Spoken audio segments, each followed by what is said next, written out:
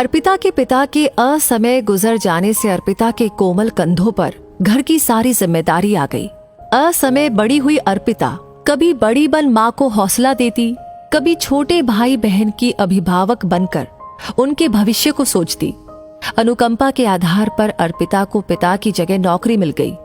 सरकारी नौकरी मिलना आसान नहीं था, पर लोगों के सम्मिलित प्रयास ने अर्पिता को ये नौकरी दिला ही दी।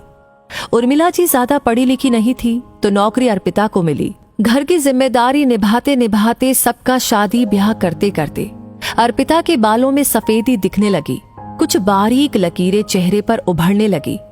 पर माँ को कभी लगता ही नहीं कि अर्पिता की उम्र हो रही है। छोटे भाई बहन की उम्र उन्हें दिखने लगी थी। हल्ला करके उन्होंने पहले छोटी बहन अरु की, फिर भाई अभय की शादी करवा दी।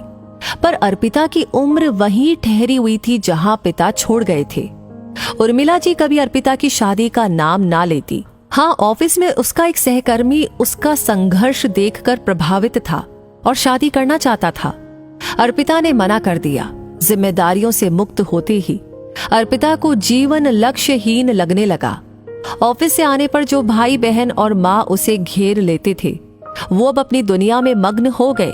हाँ, नई नवेली किरण अर्पिता के ऑफिस से लौटने पर गर्म चाय और नाश्ता जरूर देती, पर अभय के पास बहन के लिए कोई समय ही नहीं था। वो तो सिर्फ उसे पैसा कमाने की मशीन समझता था। अर्पिता के पैसों पर दोनों भाई बहन अपना पूरा हक समझते, पर नई भाभी किरण को अर्पिता से पूरी सहानुभूति थी।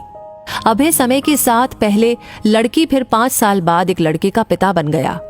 अर्पिता उपेक्षित होती गई। पिता द्वारा अधूरा बना घर अर्पिता ने बैंक से लोन बनवाया था। घर पिता के नाम पर था।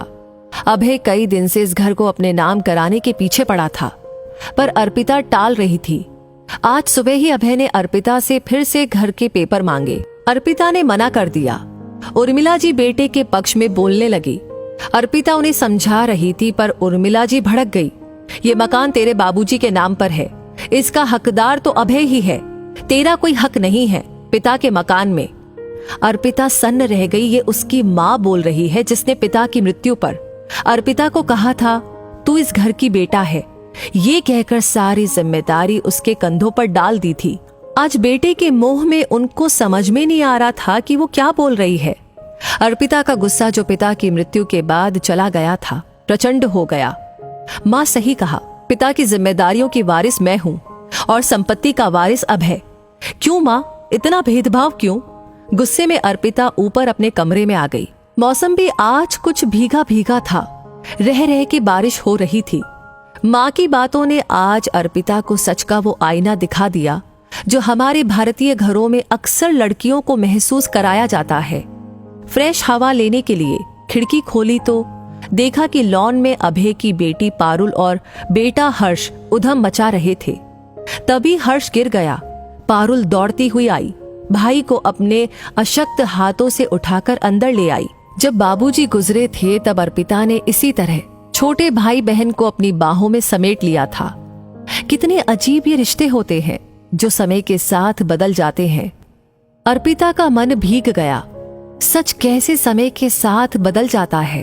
बचपन में एक दूसरे पर जान देने वाले भाई बहन बड़े होकर अपनी गृहस्थी में रच बस जाते हैं, जहां रिश्ते के नाम पर पति पत्नी और बच्चे ही दूरी बन जाते हैं। अपने पराये स्वार्थ वाली भावना ऊपर हो जाती, दिल का रिश्ता नीचे छुप जाता। अपनी जिंदगी के इतने साल देने पर भी आज माँ ने उसे सुना दिया। जब तक भाई नहीं कमाता था, तब तक माँ अर्पिता का मुंह धोती थी। रात को किरण खाने पर बुलाने आई। अर्पिता ने मना कर दिया। दीदी सर दबा दूं? किरण के पूछने पर अर्पिता की आंखों में आंसू आ गए। जिनसे खून का रिश्ता था, उन्हें तो फिक्र ही नहीं थी। ये तो दूसरे घर से आकर भी उसकी व्यथा को समझती है। शायद एक स्त्री दूसरी स्त्री के दर्द को समझ पा रही है। भोर का सूरज एक नई उम्मीद लेकर आया। अर्पिता अपनी अटैची तैयार करके नीचे उतरी। माँ को बोली, मैं जा रही हूँ अपनी दोस्त के यहाँ पर रहने। ये संपत्ति अभय की है, पर समय रहते मेरी जिंदगी भी संवार दी होती तो आज उम्र के इस मोड़ पर मैं तन्हा ना होती, या मैंने भी समय रहते अपनी खुशियों को नजरअंदाज ना किया होता तो अरु और अभय की तरह मेरा भी घर परिवार होता। आप माँ तीनों की थी, फिर आपने मेरे लिए क्यों नहीं सोचा? माँ ने शर्म से आंखें झुका ली। सच ही तो कहा अर्पिता ने। ये पक्षपात वो कैसे कर गई? बेटे के मुंह में सही गलत का फैसला करना भूल गई। उधर किरण पहली बार पति के विरुद्ध खड़ी हो गई। अभय को बहुत खरी खोटी सुनाई। जिस बहन ने अपनी जिंदगी होम कर दी आपको पढ़ाने लिखाने में, उसी बहन पर आपको एतबार नहीं था। घर दीदी का बनवाया है, ये उन्हीं का रहेगा। जाना है तो हम लोग दूसरी जगह जाएंगे, दीदी नहीं। पारुल और हर्ष में झगड़ा हो गया। हर्ष कह रहा था जैसे पापा ने बुआ को घर से निकल जाने को कहा, मैं भी बड़ा होकर तुमको निकाल दूंगा। बच्चों की बातों ने अभय की आंखों में बंधी स्वार्थ की पट्टी हटा दी। अर्पिता के बाहर बढ़ते कदम पर अभय गिर पड़ा। माफ करना दीदी, मेरी आंखों पर स्वार्थ की पट्टी बंधी थी। माँ ने भी मुझे कभी नहीं टोका, इसलिए मुझे अपनी गलती का एहसास कभी नहीं हुआ था। अर्पिता के पैरों पर गिरा अभय छोटे बच्चे की तरह रो पड़ा। अर्पिता ने किरण को देखा, उसने हाथ जोड़ दिए। मत जाओ दीदी, हमें छोड़कर। नन्हे हर्ष ने बुआ के गले में हाथ डालकर अपनी मीठी आवाज में बोला, बुआ मैं बड़ा हो जाऊंगा तो आपको अपने साथ ले जाऊंगा और पारुल को छोड़ दूंगा। ना बेटे, बहन को कभी नहीं छोड़ना। ये कहकर अर्पिता ने हर्ष को प्यार किया। उसकी अटैची अभय उसके कमरे में रखने के लिए सीढ़ी चढ़ रहा था और माँ बेटी की पसंद का खाना बनाने रसोई में गई। स्वार्थ का रिश्ता दिल के रिश्ते में बदल गया। इस कहानी को सुनकर जो भी पहली लाइन आपके दिमाग में आ रही है, प्लीज कमेंट सेक्शन में लिख करके जरूर शेयर करें। आपकी राय हमें जरूर बताएं।